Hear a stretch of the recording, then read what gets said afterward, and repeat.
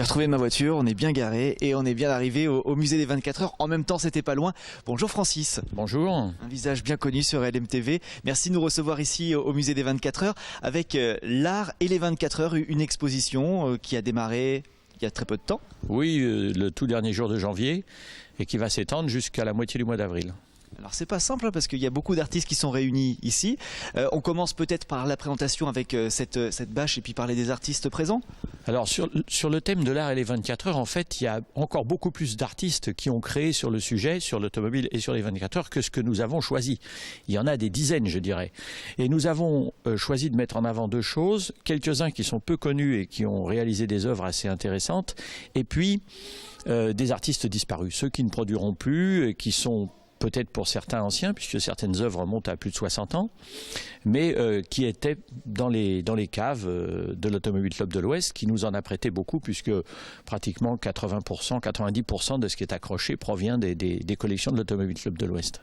Et les 24 heures inspirent les artistes, hein, parce qu'on les voit d'ailleurs sur les 24 heures, quand on y va, il y a des stands, ils sont là, il y a beaucoup de peintres, il y a beaucoup de photographes. Ah oui, absolument, il y en a et il y en a toujours eu.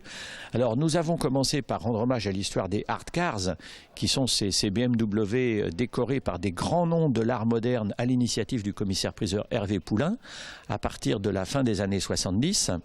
Hein, les quatre que nous avons là, Calder, Frank Stella, Roy Lichtenstein et Andy Warhol. L'une des voitures, la BMW M1 de Warhol, qui est peut-être le plus connu de ces artistes de l'époque du pop art, tous new-yorkais, sauf Calder qui était d'origine américaine mais qui s'est installé en Touraine jusqu'à la fin de sa vie.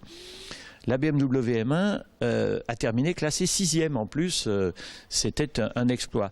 Ces voitures aujourd'hui font partie de la collection BMW, elles sont pratiquement inaliénables et elles sont estimées et assurées chacune pour plusieurs millions d'euros.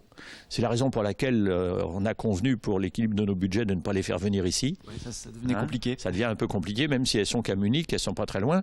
Et en plus, elles sont demandées. Elles passent leur temps de Sydney au Japon, de Dubaï à New York, quelques temps en Allemagne, mais la liste d'attente est de près de 3 ans, quoi, hein. Elles vont revenir au Mans un jour? Elles sont déjà venues dans le cadre de Le Mans Classique, en partenariat entre l'organisation Le Mans Classique et BMW, mais pas toutes les 4. D'accord.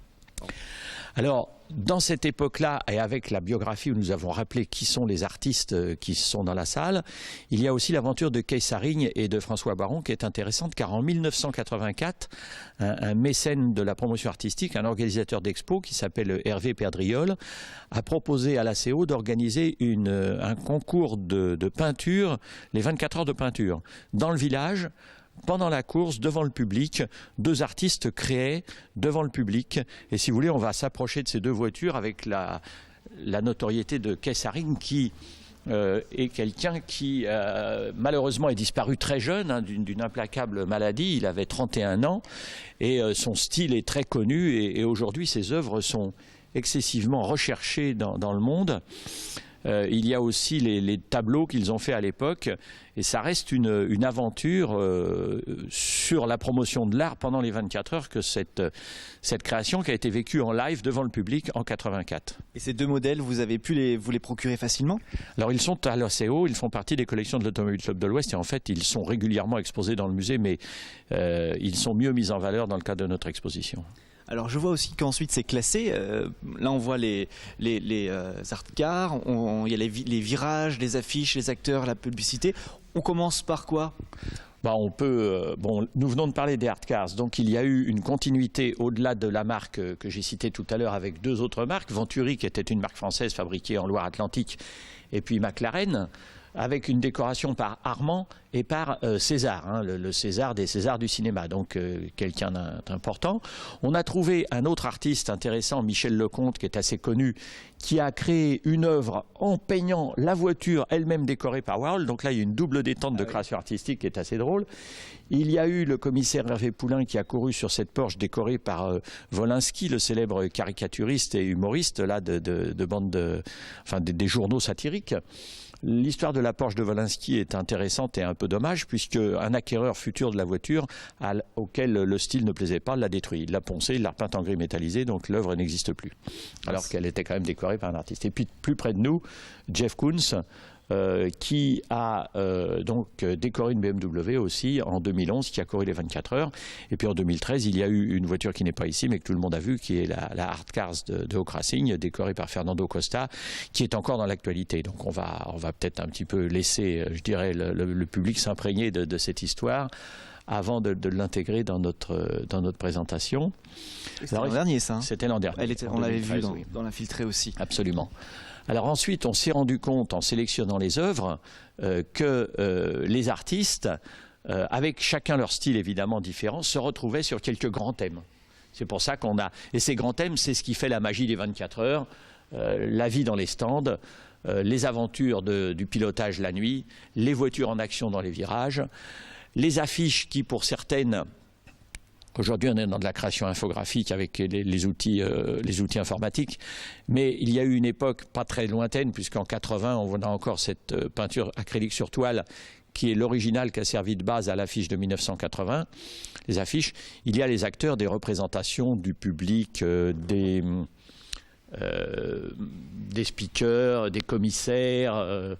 Et là, nous avons dans ces deux évocations deux tableaux d'un grand maître sartois, connu des artistes sartois, c'est Jules Hervé Maté.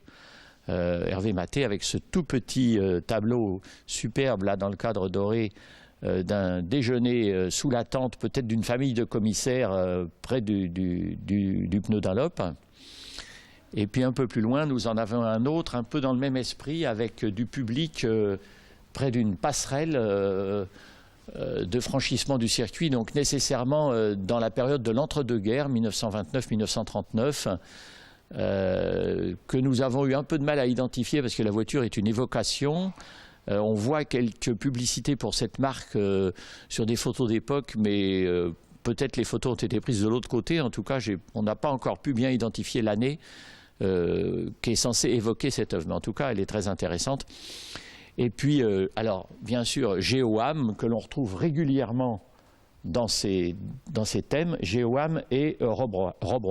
Rob Roy, c'est un aquarelliste, lui-même amateur de pilotage automobile dans les années 20 et 30, qui a beaucoup produit dans les années 50-70. On a là-bas ce très bel arrêt au stand de l'Alfa Romeo en 1934. Et puis ici, ce petit arrêt au stand de la Jaguar D qui évoque les publicités qui sont dans le fond, puisque les artistes, ma foi, soit représentaient fidèlement les publicités, soit recevaient des commandes de certaines marques, comme ici les lubrifiants Energol, la marque Energol aujourd'hui n'existe plus et BP a été intégré, je crois, dans un autre groupe pétrolier, qui est un original de GEOAM très coloré, qui est une commande pour un magazine. On la retrouve reproduite par sérigraphie, par impression dans un livre. GEOAM nous a gratifié aussi de ce camion podium pour une marque d'apéritif qui est absolument superbe dans le S du Tertre Rouge.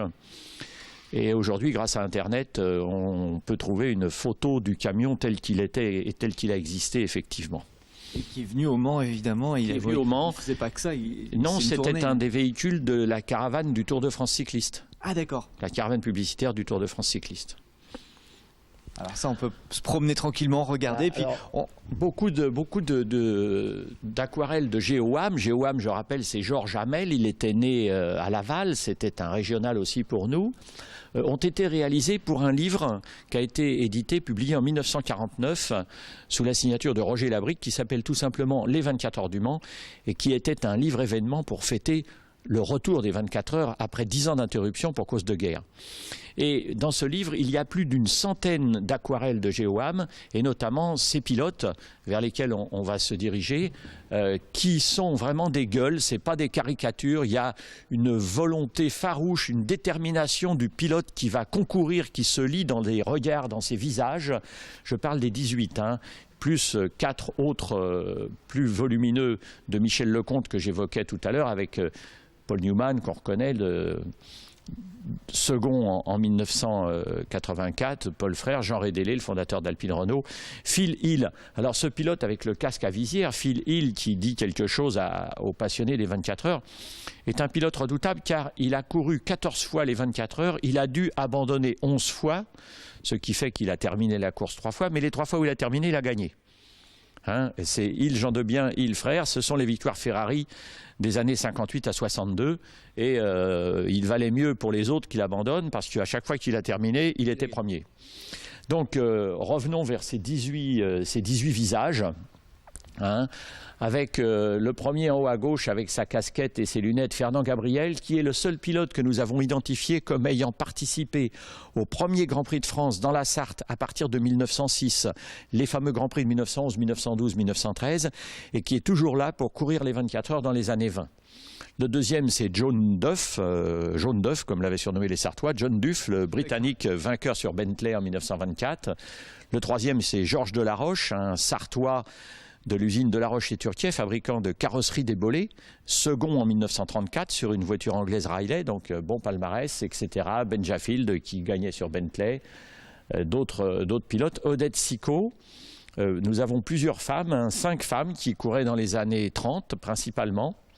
Odette Sicot, le prince Nicolas de Roumanie avec ses 2 paires de lunettes, une sur le casque et une autour du cou. Et puis un autre aristocrate, le prince Bira de Siam, des anciennes colonies françaises d'Extrême-Orient, qui est aussi un pilote connu qu'on retrouve dans des comptes rendus d'époque, dans plusieurs courses. Il n'a pas participé qu'aux 24 heures du Mans. Voilà, nous avons aussi, je crois, ici Véron, qui a donné son nom à une Bugatti actuelle. Philippe Étancelin, avec sa casquette à l'envers et ses lunettes, qui était très connu. Voilà. On a fait une sélection parmi ces trésors, puisque là, il n'y a à peu près qu'un tiers, je crois, des portraits de pilotes existants. Très bien. Et on retrouve l'exposition jusqu'à quand dans le musée ? Jusqu'au dimanche 13 avril, sauf si nous décidons de prolongation, mais théoriquement jusqu'au dimanche 13 avril. Et donc évidemment, ça fait partie de la visite du musée quand on peut faire le reste du circuit. Absolument. Oui. Ben, merci infiniment, Francis. Merci. Il m'impressionne toujours. Moi, j'ai jamais de questions à vous poser puisque vous. Ah oui, ça va pas faire trop de monologue, non ? Non, mais ça va aller. Ça sera parfait. Merci, Francis. Okay. À bientôt. À bientôt. On va continuer à pas parler de sport automobile cette fois-ci. On va parler de sport toujours, mais du water polo direction les Atlantides maintenant, avec plein de jeunes femmes dans l'eau.